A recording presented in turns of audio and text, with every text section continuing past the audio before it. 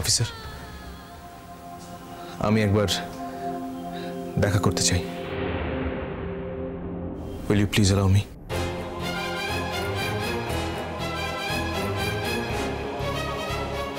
ওকে। রামবাবু। Sir, আপনি এই ভদ্রলোককে নিয়ে মহিলাদের লকআপে একটু যান তো, ওনার সাথে দেখা করে দিন। আচ্ছা শুনুন, একটাই শর্তে আপনাকে আমি যেতে দিচ্ছি, 10 মিনিটের একটু বেশি নয়, ঠিক আছে? থ্যাংক ইউ, মনে রাখবো। কি ডাঁট বাবা! আমি কত করে বললুম যে আমি যাব মিমি রানীর কাছে, নিজে গদগদ করে চলে গেল, একবার আমাকে শুধলেও নি। ভালো ছেলে না ছাই ছেলে।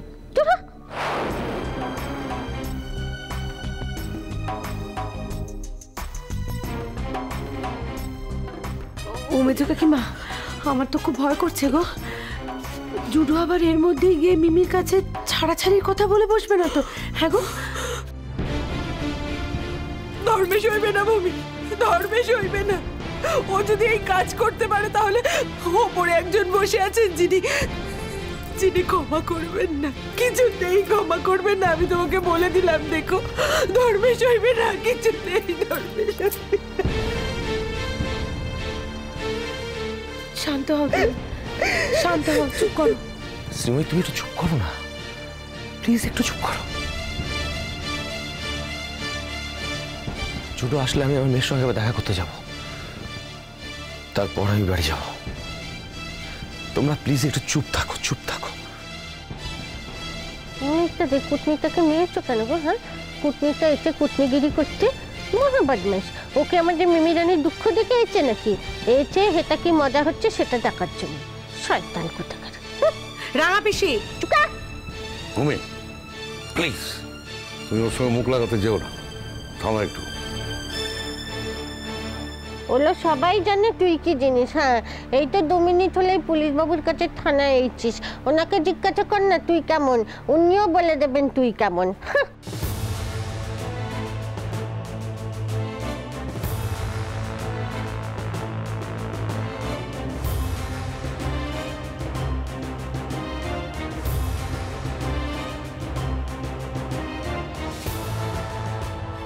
আমি এসেছি জাস্ট তোমাকে অভিনন্দন জানাতে। কাঁদছো কেন? কষ্ট হচ্ছে এখানে থাকতে? ডোন্ট ক্রাই, কাঁদার কিচ্ছু হয়নি মিমি। এরপর কেস চলবে, তুমি হয়তো রাজসাক্ষী হয়ে যাবে, তারপর বেকসুর খালাস। তাই কান্নাকাটি করো না, কাঁদার মতো কিচ্ছু হয়নি। জুডো, জুডো সব শেষ হয়ে গেল। আমি আমার জীবনে সব কিছু শেষ করে দিলাম। আমি আজ নিজের জন্য কিচ্ছু বলছি না। আমি আমাদের বাচ্চাটার। Shut up! আমাদের এই শব্দটা চিরজীবনের মতো শেষ হয়ে গেছে মিমি। তাই আমাকে জড়িয়ে আমাদের এই কথাটা তুমি কখনো বলতে পারো না। ছোটো,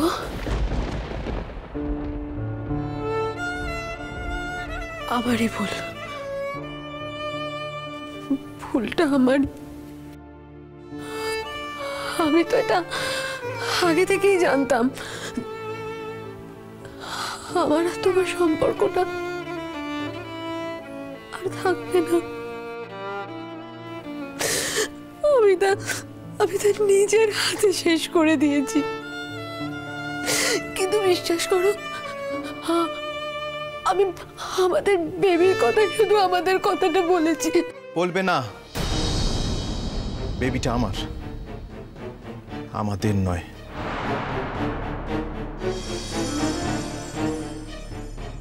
আর তুমি যদি সোজাসুজি বাচ্চাটাকে আমার হাতে তুলে না দাও, তাহলে আমি বাধ্য হয়ে আইনের ব্যবস্থা নেব।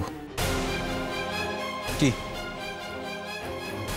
তুমি বুঝতে পারছো না আমার কথা? আমি তোমাকে এখানে দেখতে আসিনি মিমি, আমি এসেছি এই অত্যন্ত জরুরি কথাটা তোমাকে জানাতে। যাকে এটা একরকম তোমার হেল্পই হবে। বাচ্চাটাকে নিয়ে থাকতে গেলে তোমাকে আমাকে জড়িয়ে থাকতে হতো, তোমার কাজকর্মে বাধা পড়তো। দুমদাম অভিষেকের সঙ্গে যখন তখন হোটেলের ঘরে রাত তুমি কাটাতে পারতে না মিমি। আর অভিষেকের কথা না শুনলে সেও তো তোমায় ছেড়ে দিত না, সে তোমায় ছেড়ে দেয়ওনি। জুডো, কি কোনো কথা ভুল বললাম? কি ভুল বললে কারেক্ট করে দিও। কেঁদো না, কাঁদার কিছু হয়নি। অভিষেক এখন পালিয়েছে ঠিকই, কিন্তু পুলিশের জালে ওকে ঠিকই পড়তে হবে। তারপর আবার বেরিয়েও যাবে, যা হয় আর কি। তখন আবার জুডো, আমি জানি আমি অপরাধী, আমি পাপী। আমি তোমার মতো ছেলেকে ঠকিয়েছি, সব ঠিক সব। কিন্তু বিশ্বাস করো, আমি ঠাকুর জানে আমি তোমাকে সত্যি ভালোবাসি। আমি তোমাকে চুপ, একদম চুপ। আমি খুনি হতে চাই না মিমি, কিন্তু বারবার তুমি যদি আমাকে প্রভোক করো তাহলে সমাজ আমাকে একজন খুনি বলে স্ট্যাম্প মেরে দেবে। তোমার মুখে ভালোবাসা কথাটা শোনার পর আমার তোমাকে খুন করতে ইচ্ছে করছে। বারবার তোমার মুখে এই কথাটা শোনার পর আমার এই ইচ্ছেটা এত জোরালো হচ্ছে মিমি যে আমি আর নিজেকে কন্ট্রোল করতে পারছি না। সো প্লিজ, ভালোবাসি এই কথাটা তুমি আর খবরদার বলবে না। তুমি যা বলছো সব আমার প্রাপ্য। আমি তোমার উপর রাগও করছি না, অভিমানও করছি না।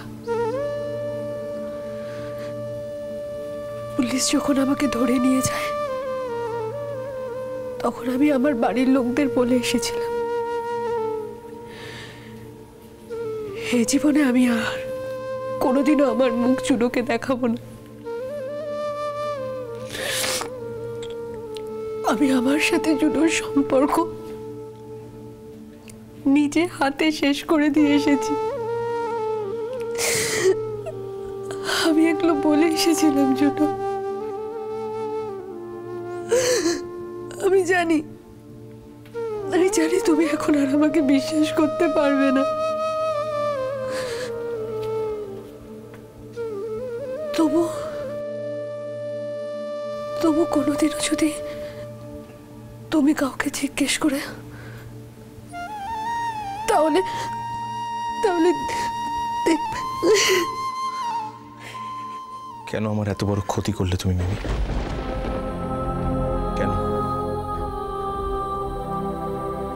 কেন আমার জীবনটাকে এইভাবে নষ্ট করে দিলে? এরপর তো আমি কাউকে বিশ্বাস করতে পারবো না। আমার জীবন থেকে তুমি বিশ্বাস শব্দটা চিরতরে কেন মুছে দিলে মিমি? কেন কেড়ে নিলে? কি দোষ ছিল আমার? আমার দোষ কি এটাই ছিল যে আমি তোমাকে ভালোবেসে সম্মান দিয়ে নিজের বউ করে নিয়ে এসেছিলাম বাড়িতে?